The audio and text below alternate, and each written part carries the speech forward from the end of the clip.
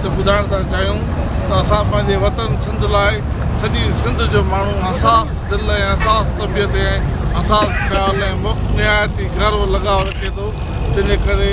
असां न फ़क़ति पंहिंजी सिंध जी जाग्राफी मदद खे बचाए वठंदासीं पर सिंध जा सभु वसीला सिंध जे हवाले करे साईं GM साहिब जे फ़िक्र खे जेको आहे कॾहिं बि मदद ते पहुचे साईं थर जे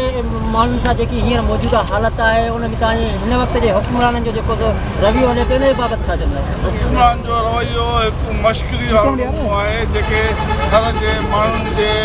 ज़िंदगीअ ते सियासत करे रहिया आहिनि उन्हनि खे थर जे माण्हुनि सां का बि दिलचस्पी न आहे असीं सम्झूं था पिया त इहे जेके हुक्मरान आहिनि उहे थर जे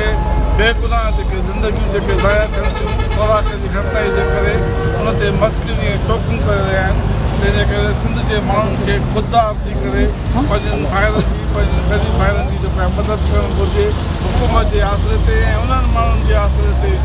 जेके सिंध खे विरहाइण जो जेको आहे सोच रखनि था उन्हनि खां कंहिं हिकिड़ी दवा बि न वठणु घुरिजे हिकिड़ो कणिक जो दाणो बि न वठणु घुरिजे ऐं मावरी जी उन रवायत खे बरक़रार रखणु घुरिजे त सिंध जो माण्हू जेको आहे सेण जेको आहे सोन ते कोन मटाईंदा आहिनि ई न मारींदी सेण मटाइनि सोन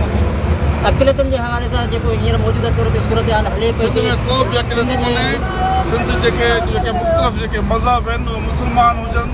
हिंदू हुजनि ईसाई हुजनि उहे सभु असां सिंधी क़ौम जो हिसो आहियूं अक़िलत वारो ड्रामो पीपल्स पार्टी जो रचायल ड्रामो आहे हिते को बि अक़िलत में न आहे सभिनी मज़हबनि जा पोलक सिंधी क़ौम जो अणटुट हिसो मेरान टी में सिंधी मीडिया जेको सिंधी अजरक डे ॾींहुं मल्हाए पई जेको सकाफ़ती ॾींहुं मल्हाए पई इन जे लाइ तव्हां छा पिया इहे सिंध कोई मवाद इनखे क़ौमी ॿधी ऐं सिंध जी जाग्राफी वारी मदद ऐं सिंध जो बैन अल-अक़वामी कल्चर जेको अमन रवादारी बराबरी ऐं सभु पैगाम ॾिए थो उनखे इन ॾींहं करे जेको आहे मल्हाइण जो ऐलान कयो